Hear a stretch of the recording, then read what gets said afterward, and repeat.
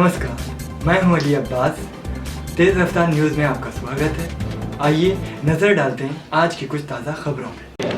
और महाराष्ट्र युवा मोर्चा के प्रभारी आदरणीय चंद्रशेखर बावनकुळे जी उपस्थित है।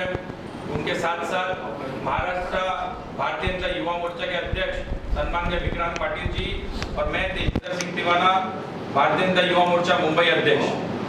साथियों, पिछले 21 से 25 सितंबर के बीच में भारतीय जनता युवा मोर्चा मुंबई की तरफ से एक युवा वॉरियर संकल्प यात्रा हम सभी के नेता आदरणीय देवेंद्र जी और आदरणीय मंगल प्रभात लोढ़ा जी के नेतृत्व में सन्माननीय चंद्रशेखर बावनकुळे जी और विक्रांत पाटिल जी ने ऐसे 25 विधानसभा पहले फेज में 21 से लेकर 25 सितंबर तक युवा वॉरियर्स पूरे मुंबई में बनाने के लिए अलग अलग विधानसभाओं में बैठकें ली और उसके बाद आज दूसरा फेज 25 और 26 अक्टूबर जहां पर 8 विधानसभा, तो एक साथ मिलाकर 30 विधानसभा और 33 टोटल विधानसभा हम आज खत्म करने जा रहे हैं। युवा वॉरियर संकल्प यात्रा के माध्यम से हम प्रत्येक बूथ पे मुंबई के 50 युवकों को युवा वॉरियर बनाएंगे और ऐसे 9,987 बूथ में मुंबई के 9,987 शाखाएं खोलेंगे और एक शाखा में 50 युवक वहां के स्थानिक वो वहां के मेंबर रहेंगे। इस संकल्पना से मुंबई ने युवा मोर्चा के माध्यम से एक 5 लाख युवकों की ताकत हम भारतीय जनता पार्टी को देने जा रहे हैं। और मैं आगे बढ़ते हुए हमारे महाराष्ट्र युवा मोर्चा के अध्यक्ष सन्माननीय विक्रांत पाटिल जी से निवेदन करूंगा कि कार्रवाई को आगे बढ़ाएं। भारतीय जनता युवा मोर्चाच्या वतीने महाराष्ट्रभरात युवा युवतींच्या असंख्य प्रश्नांसाठी सातत्यपूर्ण आम्ही काम करत असतो।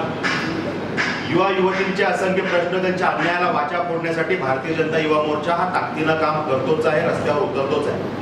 आणि आज राज्यामध्ये जी अराजकता माजलेली आहे, अनेक प्रश्न विद्यार्थी युवांचे तयार झालेले आहेत, त्यासाठी युवा मोर्चा हा संघर्ष करतोय।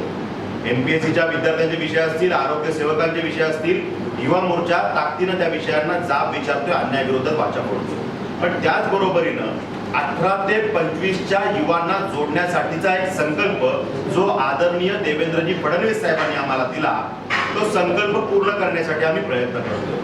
18 ते 25चा हा जो प्रगल्भ युवा आहे, त्याला या प्रवाहात आणण्यासाठी आणि राजकारणाविषयी त्याचा जो दृष्टिकोन थोडासा उदासीन आहे, त्याला सकारात्मक करून या प्रवाहाचा हिस्सा करण्यासाठी आमची ही संकल्पना आहे। राज्याच्या कानाकोपऱ्यात युवा वॉरियर्सच्या माध्यमातून युवांचं एक वादळ तयार करण्याचा आमचा प्रयत्न आहे। महाराष्ट्रातल्या प्रत्येक ग्रामपंचायत स्तरावरती किंवा शहरी भागात वॉर्ड स्तरावरती प्रत्येक ठिकाणी वॉर्डला 25 जणांची युवा वॉरियरची टीम हे टार्गेट घेऊन आम्ही काम करतोय आणि राज्यामध्ये 25 लाख युवांचं संघटन या माध्यमातून आम्ही आदरणीय आमचे प्रभारी चंद्रशेखरजी बावनकुळे साहेब यांच्या मार्गदर्शनाखाली करणार आहोत। आम्हाला चंद्रकांत दादा पाटील साहेब यांचं मार्गदर्शन आहे, आदरणीय मंगल प्रभातजी लोढा यांचं मार्गदर्शन आहे। आजच्या या पत्रकार परिषदेला आदरणीय चंद्रशेखरजी बावनकुळे साहेब यांनी संबोधित करावं अशी मी त्यांना विनंती करतो। महाराष्ट्रामध्ये 25 लक्ष आणि मुंबई शहरामध्ये 5 लक्ष युवा वॉरियर ही संकल्प यात्रा संकल्प पूर्तीकडे आलेली आहे। 288 पैकी 132 विधानसभा या संकल्प यात्रेने पूर्ण केलेल्या आहेत। उर्वरित विधानसभा सुद्धा लवकरच पूर्ण होणार आहेत। महाराष्ट्राच्या जनतेमध्ये प्रचंड आक्रोश आहे। महाराष्ट्राच्या जनतेला हे कळलं की 16 महिन्यापासून महाराष्ट्राचे मुख्यमंत्री मंत्रालयात येत नाहीये। राज्याचा राज्यकर्ता मुख्यमंत्री जर मंत्रालयात येत नसेल तर राज्य कसं चालणार, हा प्रश्न आता जनतेच्या मनात आला आहे। विधानमंडळातल्या आणि विधान परिषदेच्या आमदारांना हे माहीत झालं आहे की मागच्या 16 महिन्यामध्ये एकाही पत्रावर मुख्यमंत्र्यांनी सही केली नाही। आमदार जातात तेव्हा पत्र घेण्यात येते, पत्र बाजूला ठेवण्यात येते। शेतकऱ्याचे वीज कनेक्शन कापल्या जात आहे, शेतकऱ्याचा मुलगा युवा वॉरियर व्हायला तयार आहे.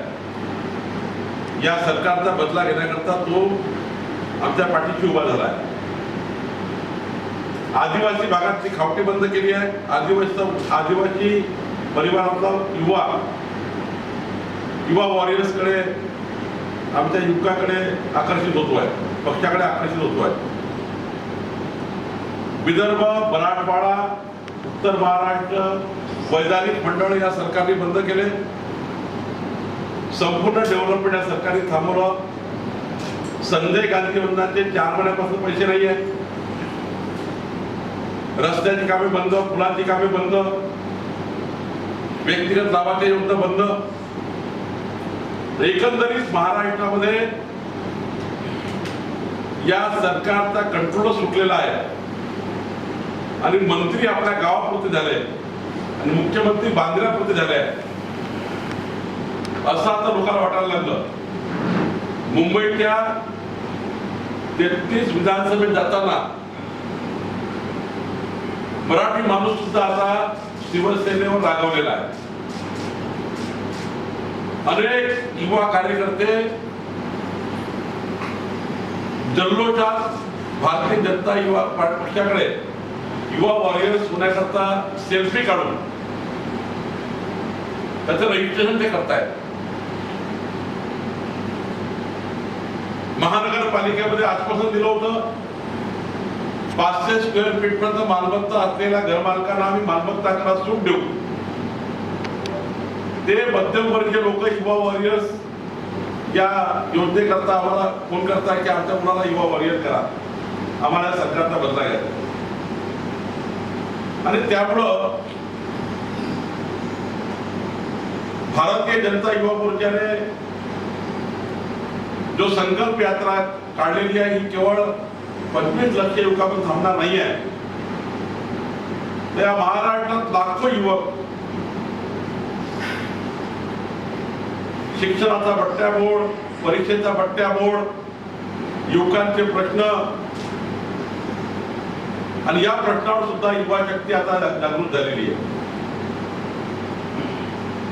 आणि म्हणून मला असं वाटतं या सरकारच्या विरुद्ध प्रचंड जनाक्रोश पुढच्या काळात आम्ही सुरू करणार आहोत. विक्रांत आणि तेजेंद्रने सांगितल्याप्रमाणे या युवकांना केवळ राजकारणाकरता आम्ही वापर करणार नाहीये. 18 वर्षाचा असल्यामुळे त्याला राजकीय मत देण्याचा अधिकार आहे, तो मत टाकेल. पण माननीय प्रधानमंत्री मोदींच्या नेतृत्वामध्ये या युवकाच्या संचाला आम्ही 21व्या शतकामध्ये हाय स्किल युवा तयार करण्याकरता सांस्कृतिक सामाजिक क्षेत्रामध्ये या युवकांना एक प्लॅटफॉर्म देण्याकरता हे काम या ठिकाणी होणार आहे. क्रीडा क्षेत्रामध्ये या युवकांना मोठी संधी मिळणार आहे आणि या युवकांना एक दिशा देण्याचं काम भारतीय जनता पार्टी करणार आहे. आणि मला वाटतं की एकीकडे महाराष्ट्रामध्ये जी तयार झालेली नाराजी आहे त्या नाराजीच्या माध्यमातून जो युवा भाजपला जुळेल त्या युवकांना आम्ही सर्व प्रकाराने तयार करून त्याच्या जीवनामध्ये त्याच्या पाठीशी उभं होऊन त्याला लागणारी आवश्यक मदतही आम्ही करू. आणि हा संकल्प यात्रा पुढच्या काळात पुन्हा सुरू राहील. 288 विधानसभेमध्ये 97,646 बूथ पर्यंत मी स्वतः युवा मोर्चाच्या या संकल्प यात्रेमध्ये सहभागी आहे. आणि आता 3रा फेज हा नोव्हेंबर महिन्यात पुन्हा सुरू होणार आहे. प्रत्येक महिन्यात या संकल्प यात्रेचे 10 दिवस असणार आहे. आणि मला वाटतं 2024 पर्यंत या महाराष्ट्रातल्या प्रत्येक घरातला युवा हा भारतीय जनता पक्षाचा युवा वॉरियर्स तयार होईल आणि या सरकारचा बदला घेतल्याशिवाय राहणार नाही. इतकं नाराजी जनतेमध्ये तयार झाली आहे. आणि निश्चितपणे या सरकारच्या विरुद्ध संघर्ष करण्याकरता आम्ही तयार आहोत. आणि संघर्षातून पुन्हा एकदा या महाराष्ट्रामध्ये चांगलं सरकार देण्याकरता युवा वॉरियर सुद्धा आम्हाला मदत करतील अशी अपेक्षा आम्हाला आहे. चंद्रशेखर जी, जो आपका एक टारगेट है 5 लाख युवाओं को जोड़ना है युवा मोर्चा से, तो किस तरह से इस 5 लाख के टारगेट को पूरा करेगा? क्या लगता है यूथ जो है भाजपा की तरफ आने के लिए अग्रसर है? देखिए, जब हम जाते हैं तो 18 से 25 साल का युवा आता है, वो सेल्फी निकालता है, भारतीय जनता पार्टी का दुपट्टा डालकर आई एम युवा वॉरियर ऐसा प्ले कार्ड लेकर सेल्फी निकालकर रजिस्टर करता है. इतनी ज्यादा तादाद में युवा भारतीय जनता पार्टी को जुड़ रहा है कि एक सैलाब सा युवाओं के बीच में नाराजगी का बहुत उसके मन में ऐसा है कि ये सरकार हमें नहीं बचा पाएगी. ये सरकार का गृह मंत्री, ये सरकार का एक गृह मंत्री 100 करोड़ रुपए मांगता है पुलिस से, सरकार के अधिकारियों से. ऐसी सरकार हमें क्या बचाएगी? ये प्रश्न युवाओं के बीच में है. जिस प्रकार से ड्रग्स का माहौल है, इस माहौल से युवा बाहर निकलना चाहता है. और जिस प्रकार से पूरे महाराष्ट्र में महिलाओं पर अत्याचार, युवाओं के प्रश्नों को लेकर इस सरकार की उदासीनता, ये सारे विषय को लेकर आक्रोश है. जो मैन्युफैक्चर किया था वो मैन्युफैक्चर से सरकार बदल गई है और केवल तीनों पार्टी की सरकार भ्रष्टाचार में लिप्त है. कोई भी जिले का मंत्री जिले के लिए काम करने को तैयार नहीं, केवल अपने गांव का मंत्री बन चुका है. इसलिए मैं बार बार कह रहा हूं कि बहुत सैलाब है युवाओं का जो भारतीय जनता युवा मोर्चा के साथ युवा वॉरियरों, खासकर 18 से 25 वाला युवा जो अभी अभी उनका एनरोलमेंट वोट के लिए किया गया है युवा मोर्चा में और युवा वॉरियर्स के नाते जुड़ रहा है. नवाब मलिक जी जिस तरह से आरोप लगा रहे हैं वानखेड़े पे, क्या ये आपको लगता है इसमें सच्चाई है? मराठी में नवाब मलिक जी अंदर से दुखी है. उनके दामाद पे की गई कारवाई का, त्यांच्या जावयाच्या विरुद्ध जी कारवाई झाली, ती कारवाई आतापर्यंत कुठल्याही काळात झाली नाही आणि अजूनही नवाब मलिक हे त्या दुःखातून बाहेर पडले नाही आहे. आणि म्हणून ते चांगलं काम करणारे अधिकारी आणि या महाराष्ट्राला जी दुर्गंधी आहे ड्रग्सची, त्यातला महाराष्ट्र बाहेर काढणारे अधिकारी याच्या विरुद्ध अंतःकरणातून दुःखी झालेले, परिवारातून दुःखी झालेले, त्यांना रोज परिवाराचा मार सहन करावा लागतो घरात गेल्यावर. कि मंत्री जी आप मंत्री बने लेकिन दामाद को नहीं बचा पाए. जावायला आम्ही वाचू शकलो नाही, तुम्ही जावायला वाचू शकले नाही. घरात त्यांना रोज बोलतात घरचे लोक आणि म्हणून ते आकाशापोटी रोज पत्रकार परिषद घेत आहेत. पण ज्या पद्धतीनं राजकारण सुरू झाले दोन्ही बाजूने, पंच असतील, पंचांच्या बाजूने काही सांगितलं जात आहे, लाच मागितली जाते, अशा पद्धतीचे आरोप केले जात आहेत. शाहरुख खान प्रकरण आल्यामुळे हिंदू मुस्लिम अँगल किंवा वाद रंग दिला जातोय. या सगळ्यावर भाजपची काय? असं आहे की यापूर्वी जे ड्रग्स प्रकरण झाले केवळ त्यात मुस्लिम नव्हते. 26-27 प्रकरण बघा, त्यात अनेक हिंदू, अनेक समाजाचे लोक त्या ठिकाणी पकडले गेले. मग या प्रकरणामध्ये हिंदू मुस्लिमचा जो विषय आणला गेला आणि हेच खरं काँग्रेस राष्ट्रवादीचा पाप आहे. जेव्हा जेव्हा हे अडचणीमध्ये येतात तेव्हा हिंदू समाजाला सांगतात की मुसलमान तुमच्या विरुद्ध आहे आणि मुसलमानाला सांगतात भाजप तुमच्या विरुद्ध आहे. तुष्टीकरण करून मतं घेण्याची आणि समाजामध्ये तेढ निर्माण करून समाजामध्ये पक्ष मोठा करण्याची ही भूमिका यांच्या रक्तामध्येच आहे. कधी पॉझिटिव्ह कन्व्हेन्स करून यांनी मतं घेतले नाही. कन्फ्युज करून लोकांना मतं घेणे आणि पक्ष वाढवणे.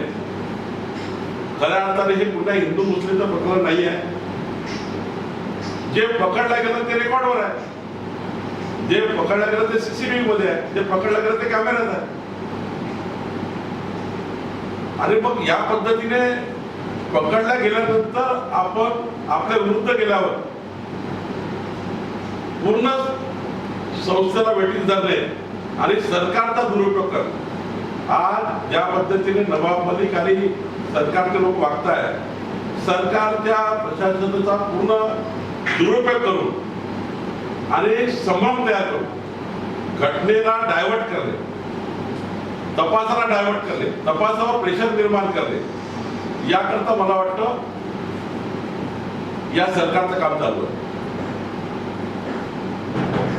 तेजस्वी जी, आप जिस तरह से यूथ को युवा वॉरियर्स की तरह जोड़ रहे हैं, तो किस तरह से उनका आपको क्या रिस्पांस मिलता है और कितने दिनों में आपका ये जो वॉरियर का आपका जो मुहिम होगा, ये कितने दिनों में 5 लाख लोगों को आप तक पहुंचने की आपकी कोशिश होगी? देखिए, कहीं ना कहीं जो 18 से 25 साल का युवा वर्ग है वो विविध सांस्कृतिक या खेल कूद के कार्यक्रम से ज़्यादा अट्रैक्ट होता है. तो हम बूथ स्तर पे, मंडल स्तर पे, जिला स्तर पे ऐसे विविध कार्यक्रम, चाहे वो सिंगिंग कंपटीशन हो, डांसिंग हो, स्पोर्ट्स एक्टिविटीज हो, तो 18 से 25 साल के युवकों को अट्रैक्ट करने के लिए हम ये युवा मोर्चा मुंबई के माध्यम से मंडल, बूथ और जिला स्तर पे ऐसे एक प्रतियोगिता अलग अलग जगह पे हम करने वाले हैं, जिसके माध्यम से जो हमारा टारगेट है वो हमें पूरा विश्वास है कि 26 जनवरी से पहले हम 5 लाख से भी ज्यादा युवक मुंबई में जोड़ पाएंगे, जो आने वाले महानगर पालिका चुनाव में भी हमारे योद्धा बन के नीचे उतरेंगे. विक्रांत, ये युवा वॉरियर संकल्प यात्रा किया गया है, नाम जिस तरह से नाम किया गया है, तो क्या लगता है किस संकल्प को लेकर आप यूथ को अपने साथ जोड़ना चाहते हैं? युवा वॉरियर्स ये संकल्प देने की है, जिसमें 18 से 25 के स्पेसिफिक युवाओं को हम जोड़ेंगे. ये युवा इस पूरे प्रक्रिया से जो बाजू में है, उनको इस प्रक्रिया में लाने का हमारा ये संकल्प है. और इस युवा का एक मत है, हर विषय में एक मत है. एजुकेशन सिस्टम है, पॉलिटिकल सिस्टम है, सब विषय में एक मत है. लेकिन ये युवा इस सब विषय में अपना मत व्यक्त करना चाहता है, लेकिन वो कर नहीं पाता क्योंकि उसे प्लेटफॉर्म नहीं मिलता. तो उसे उसका मत व्यक्त करने का एक प्लेटफॉर्म हम निर्माण करके देंगे. उसे उसके रुचि के विषय लेके हम जोड़ेंगे. राजनीति हम उसे बताएंगे तो वो आज शायद नहीं सुनेगा, लेकिन उसे हम कहेंगे कि आपको प्लेटफॉर्म देने के लिए हम काम कर रहे हैं. कला हो, क्रीड़ा हो, सांस्कृतिक हो, सामाजिक हो, जो उसे अच्छा लगे, म्यूजिक, जैज, नृत्य, जो विषय उसे अच्छा लगता है उसमें हम काम करेंगे. और उसको जब ऐसा लगेगा कि युवा मोर्चा मेरे फायदे का कुछ कहता है, मुझे प्लेटफॉर्म देने के लिए कुछ कर रहा है, तब जाके वो हमसे जुड़ेगा भी, देश प्रेम के इस प्रवाह में आएगा भी और देश को ताकतवर बनाने के लिए काम करेगा भी. तब वो राजनीति भी सुनेगा, नरेंद्र जी मोदी के काम भी सुनेगा, भारतीय जनता पार्टी का संघर्ष भी सुनेगा और देश प्रेम के माध्यम से भारत माता को परम वैभव पे लेके जाने का सपना पूरा करने के लिए काम भी करेगा. ये संकल्प लेके हम मराठी में ओबीसी को लेकर हाई कोर्ट से जो अभी फैसला है, दिवाली के बाद इस पे कुछ चर्चा होगी, इस विषय पर आपका क्या कहना है? देखिए कि ओबीसी के आरक्षण को लेकर जिस प्रकार से सरकार ने फुटबॉल बनाया है, देखिए 4 मार्च 2021 को सुप्रीम कोर्ट ने क्लियर आदेश पारित किया है, ट्रिपल टेस्ट करके ओबीसी को आरक्षण दीजिए. 4 मार्च से अक्टूबर निकल गया, अभी तक राज्य सरकार ने केवल ऑर्डिनेंस निकाला है. लेकिन ऑर्डिनेंस में तब मजबूती आएगी जब ये सरकार उसके पीछे ऑर्डिनेंस के साथ काम करेगी. मेरी जानकारी ऐसी है कि सरकार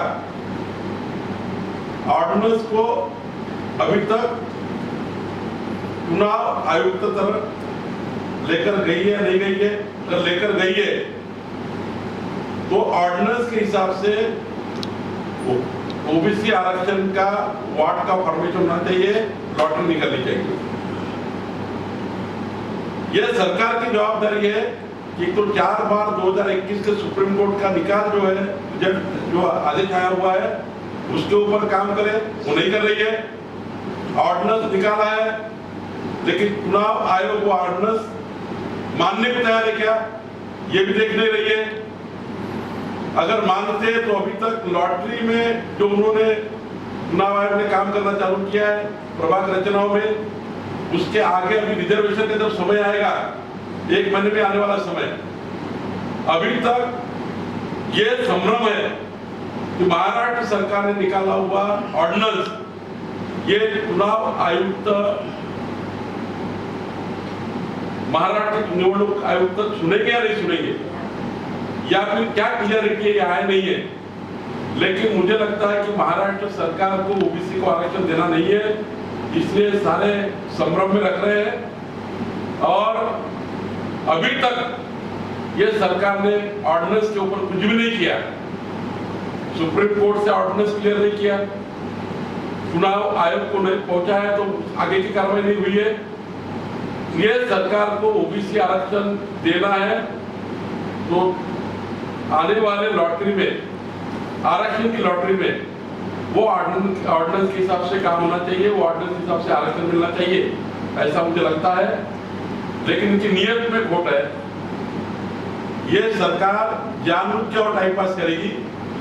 ये सरकार जैसा 13/12/2019 से लेके 4 मार्च तक टाइम पास किया, 4 मार्च से अभी तक टाइम पास किया, इनके मंत्री अलग अलग शब्दों में अलग अलग ओबीसी को गलत फैमिलिया फैलाते हैं और झूठ बताकर जनता का संभ्रम तैयार कर रहे हैं।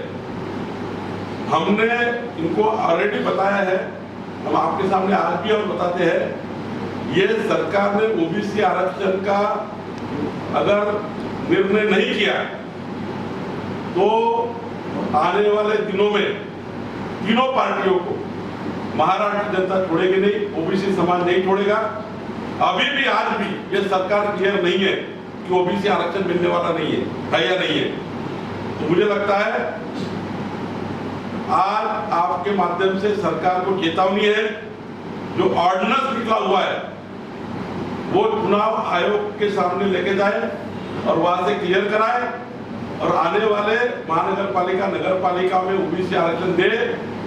अगर नहीं किया तो ये सरकार को हम छोड़ेंगे। विक्रांत जी, आपसे मराठी में, जिस तरह से बीएमसी चुनाव भी करेंगे तो क्या लगता है ओबीसी आरक्षण का मुद्दा तब भी उस समय गरम लोगों के सामने मुद्दा बना रहेगा? ओबीसी समाजाचा जो विषय आहे हा नागरिकांच्या जिव्हाळ्याचा विषय आहे। ओबीसी समाजातला दीन दलित शोषित पिढी नागरिक हा विचार करतो की माझ्या समाजाचा एखादा प्रतिनिधी जर का सभागृहात गेला तर आमच्या समाजाचे विषय, आम्ही जे भोगतोय रोज जगतोय ते विषय सभागृहात मांडलेला आमचा आवाज होतो। पण तो आवाजच दाबण्याचं काम सरकारला करायचं आहे आणि म्हणून हा एक विषय समोर आणण्याचा प्रयत्न आहे। फक्त मुंबई निवडणूक नाही तर महाराष्ट्रातल्या प्रत्येक निवडणुकीमध्ये या सरकारला या पापाचं प्रायश्चित घ्यावं लागेल। त्या ठिकाणी त्यांना जाब जनता विचारेल आणि मतपेटीतून करून दाखवेल।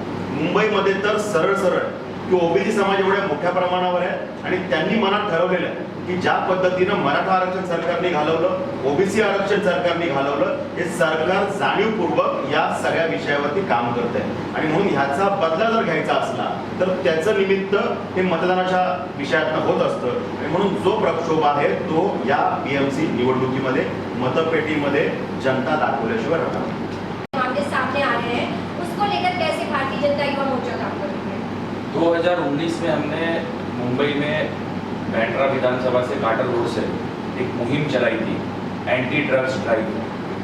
तो उसको आगे बढ़ाते हुए हमने एक कमेटी बनाई थी और कमेटी के माध्यम से मुंबई में ऐसे 9 अलग अलग ठिकानों पे जहाँ पे हमें इंफॉर्मेशन मिली तो पुलिस के मदद से और जो अलग अलग ब्यूरोज, नार्कोटिक ब्यूरो और दूसरे हमारे जो महाराष्ट्र के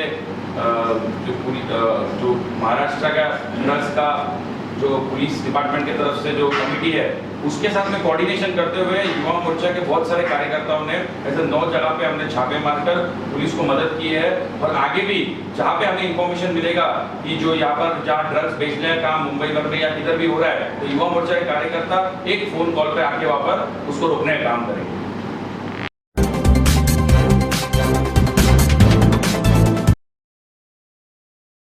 नमस्कार, मैं हूं अली अब्बास। तेज़ रफ्तार न्यूज़ में आपका स्वागत है। आइए नज़र डालते हैं आज की कुछ ताज़ा खबरों में।